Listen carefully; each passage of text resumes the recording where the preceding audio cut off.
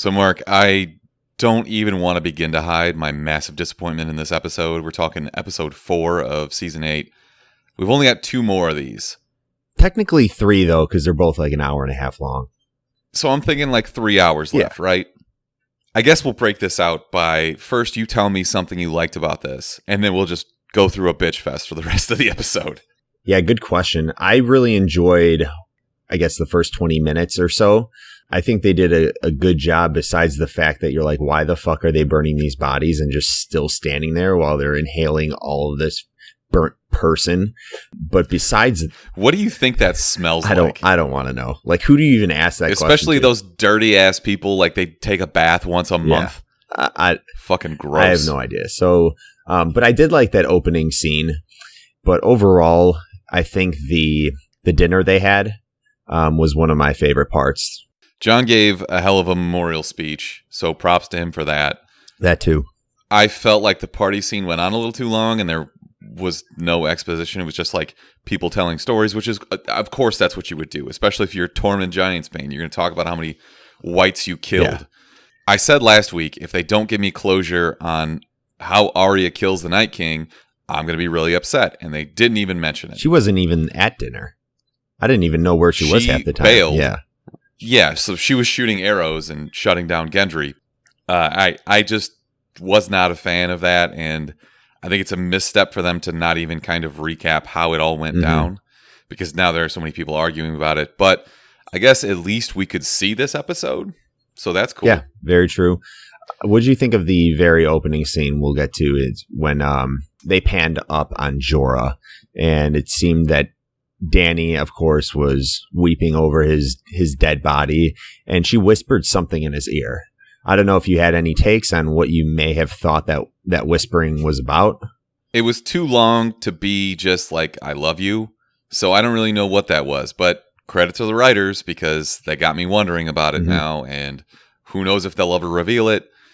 The only other scene that I really enjoyed in this was Bronn's scene, because he comes back with a vengeance and fully shows everyone that he's only looking out for number one.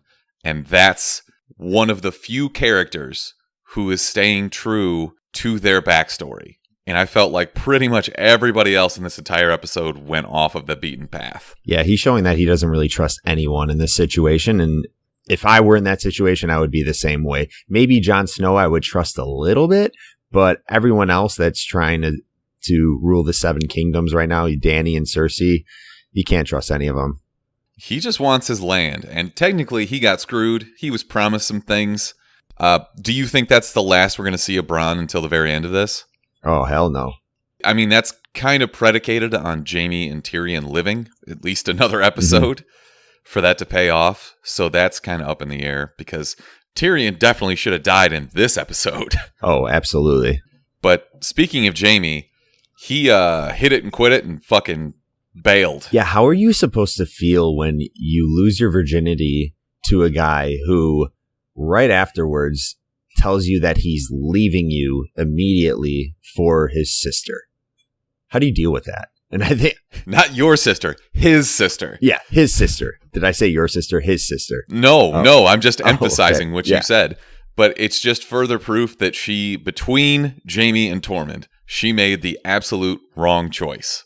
And I was talking to one of my coworkers about this today.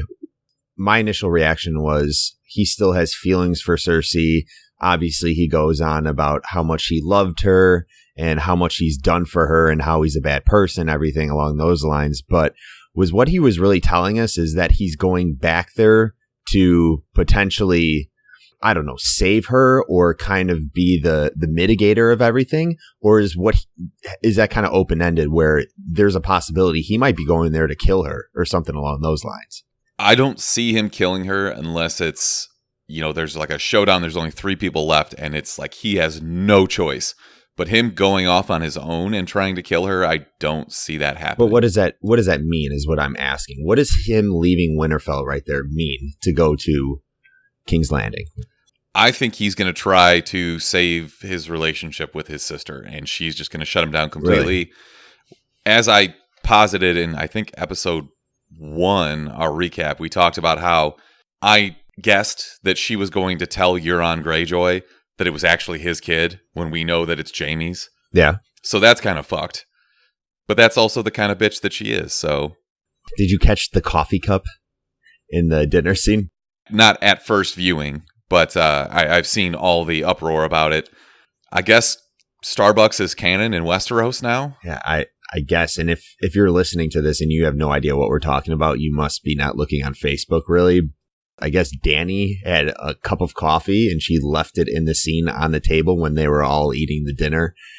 And you can go check it out at the beginning of the episode and find it. You need to pause it when Giantsbane is talking to Jon Snow and you see her in the background kind of looking at them all pissed off that Jon is getting all this praise for being the king who can just ride a fucking dragon. He's the king, all king.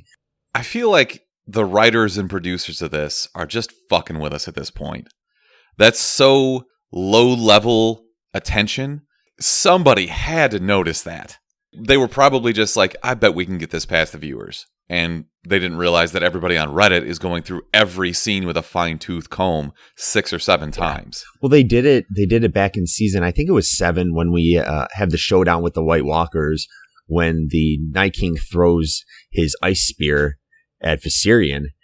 And in the background, supposedly there was a shot with a truck on one of the... That was a deleted scene, though. That was like extra. Yeah. I mean, I get what you're saying, but come on, get your shit together. You think they may be doing this on purpose? I just have an inkling. Like, this is the most viewed season of television since, I don't know, the last season of Sopranos, maybe.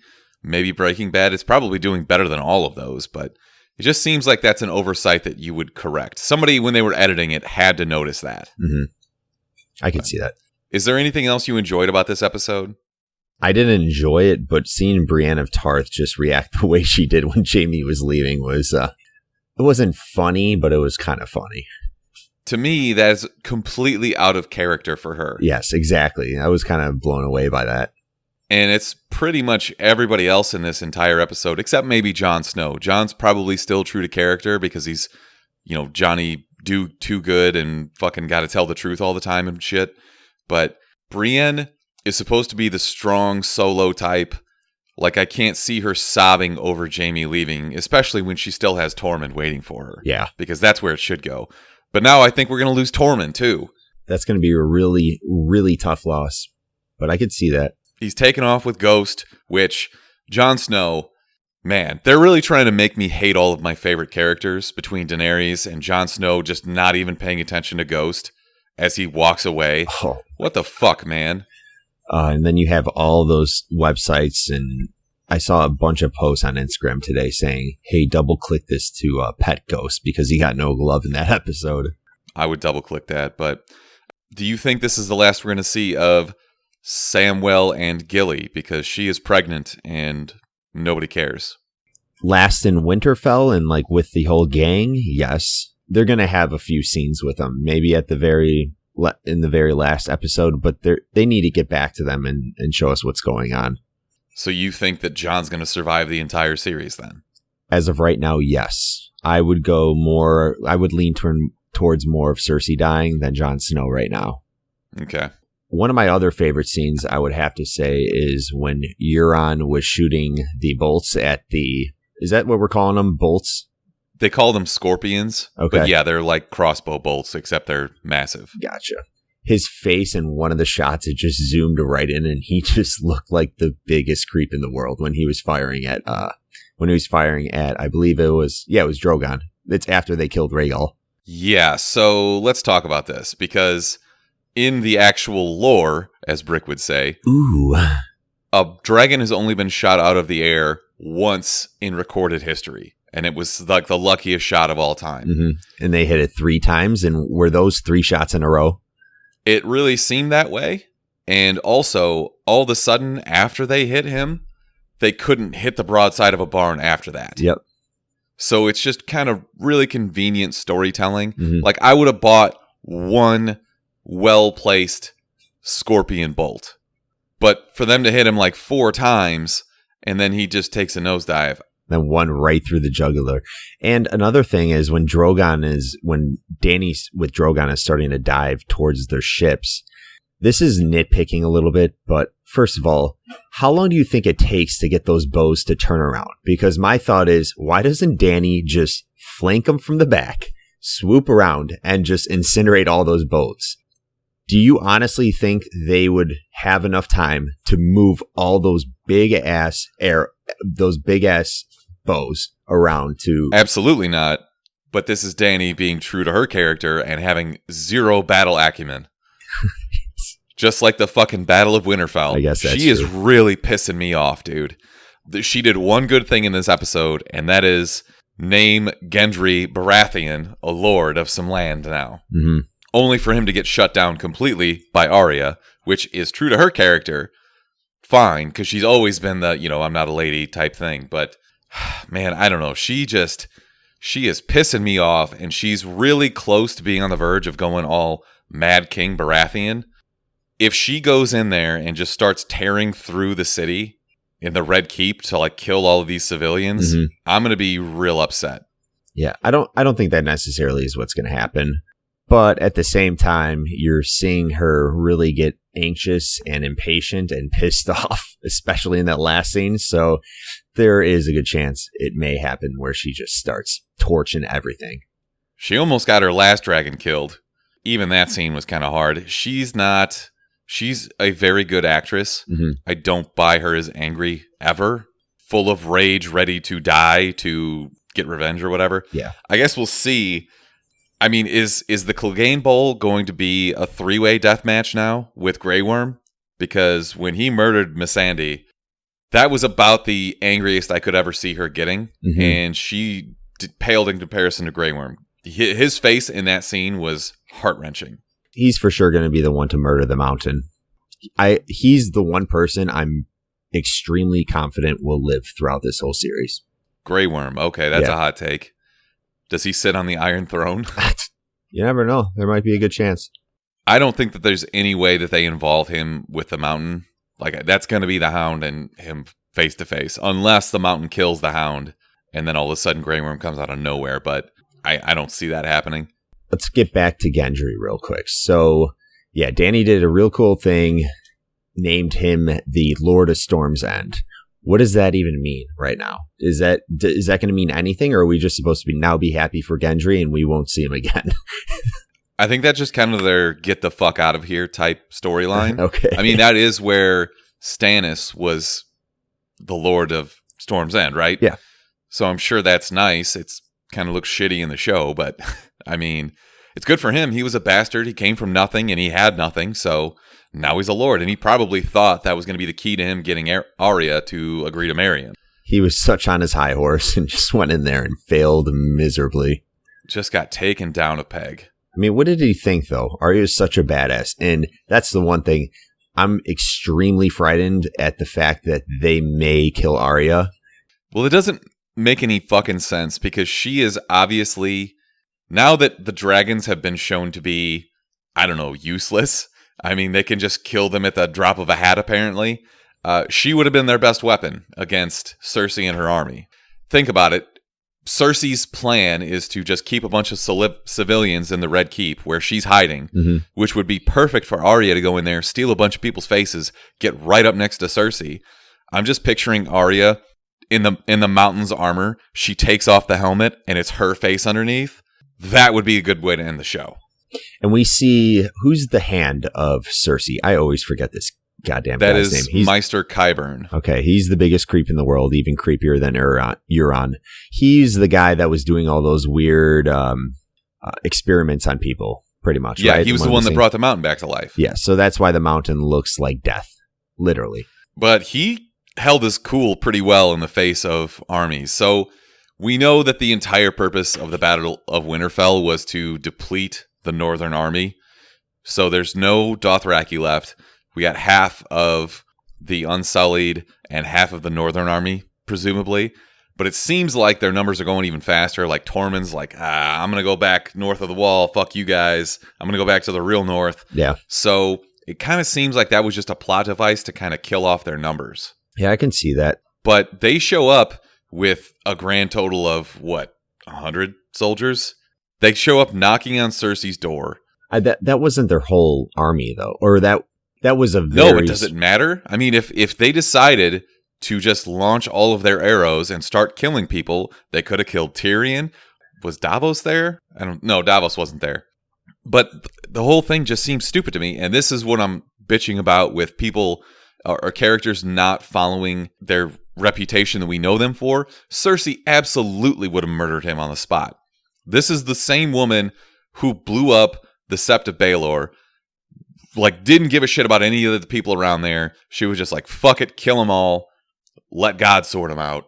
And she didn't even take a shot at Tyrion, the person who she hates the most because she thinks he killed her son and her father.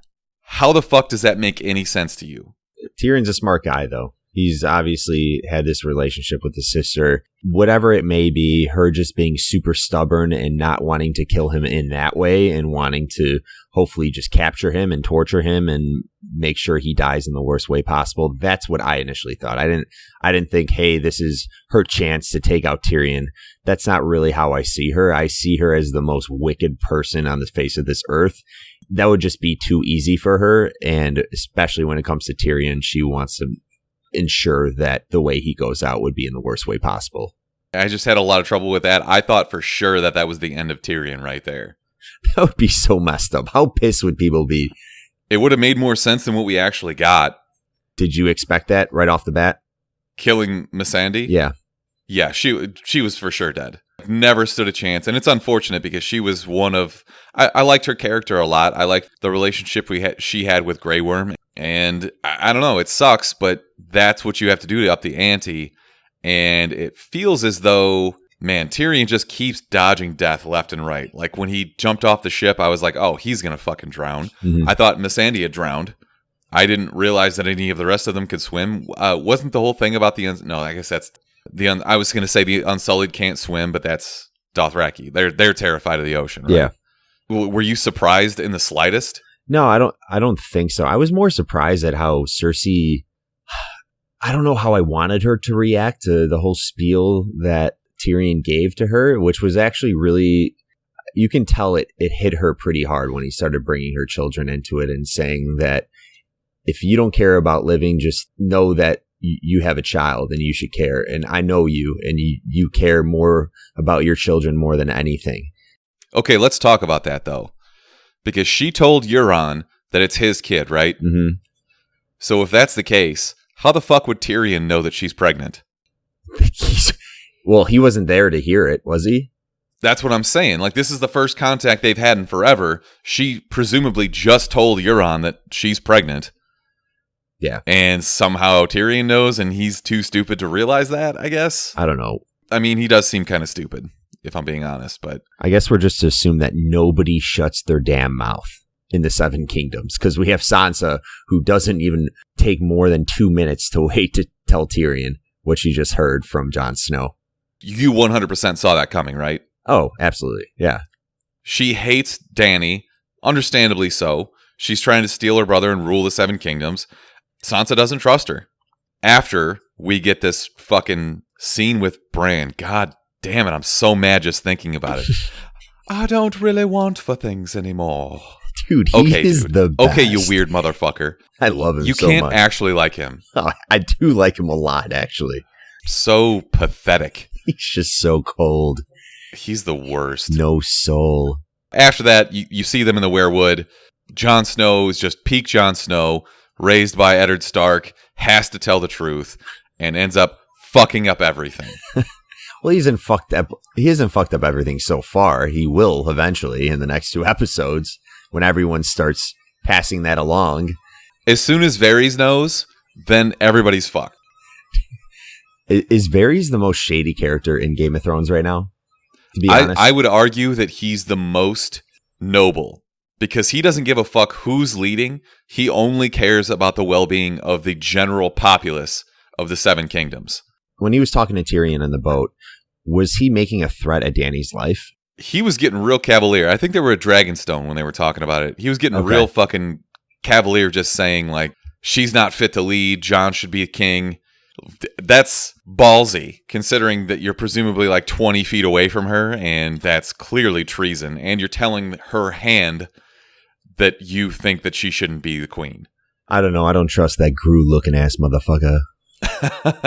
I mean, he's going to do whatever he thinks is best anyways, but he's definitely going to tell everyone immediately. Maybe he'll sit on the throne. You know what? That might be his goal, but let me ask you this. There's chatter about maybe Peter Baelish, a.k.a. Littlefinger, is still alive. He's a hot pick on Vegas boards to be the one who sits on the Iron Throne at the end of it. No. He's got long odds, and people are saying that he's still alive. Explain. How is he still alive? That would be a complete shocker to me. Did Arya but there's a lot of talk of it. Hold on. Did Arya not clearly kill him? Would it be the weirdest thing that ever happened? It would need to be explained, unlike the White Walker's death. He clearly was stabbed and killed. Or his throat was slit. She cut his throat, yeah. It's an interesting thought. So, did anything from this episode change your outlook as far as either the final season of Game of Thrones being enjoyable or your take on who's going to be the ruler at the end of this season? I think it's going to go a hard right or a hard left. Hard right being they're going to make sure we're happy at the end of this. They may have Jon Snow sit on the Iron Throne, or it might be Dany, but I really don't see that. I think she's going to die last minute. Jon Snow, they're going to have a moment, whatever. He'll end up sitting on the throne. Or they're going to take a hard left and piss off everyone and give us an ending where we didn't really expect it and kind of just say, well, too bad. This is Game of Thrones. That's not how it works. I don't really think there's going to be like a content type feeling at the end of this season when everyone's like, I didn't see that, but I actually kind of like that ending. I think it's going to be one way or the other. Here's how it's going to end. A spaceship comes in from the sky. It's actually Earthlings that are showing up in present day. It's fucking Elon Musk and all his crew. Okay. They show up in the fucking King's Landing, and they're just like, yo, we just discovered your planet. You guys are primitive, but you have dragons. We're going to take this dragon for our own now. So Drogon lives. But they take a moment and just do a bunch of experiments on him. Do you think Drogon's going to actually live throughout this whole season? No. It seems like they're really going out of their way to kill all of the dragons. Tell me you weren't a little surprised by Rhaegal being killed. I was devastated because obviously I want the dragons to live. But Dany seems intent on blowing her 3-dragon lead. Fucking shit up. Oh my God. Yeah. So, yeah. And especially, like, when they walked up to Cersei at the end, and they just got the dragons sitting there within range of those fucking scorpion shooter things. What are you doing? That was and Qyburn says, we can tell that your dragon is in rough shape. Like, what the fuck, man? That was one of the first things I was looking for, because you don't see into the distance until another shot, like a few seconds later. And I initially thought like, oh, they didn't bring the dragon. Smart. And then you see it maybe a couple 100 yards in the distance, a clear, easy shot if they all were to just point those bows at it. This whole episode just pissed me off so bad. Yeah, I don't want to seem, I feel like it has been these last 2 episodes, we've been kind of shitting on them. And I didn't want it to be that way, but I don't know if we may have to open this up to a discussion with our listeners that actually watch Game of Thrones, because I don't know if other people feel that way.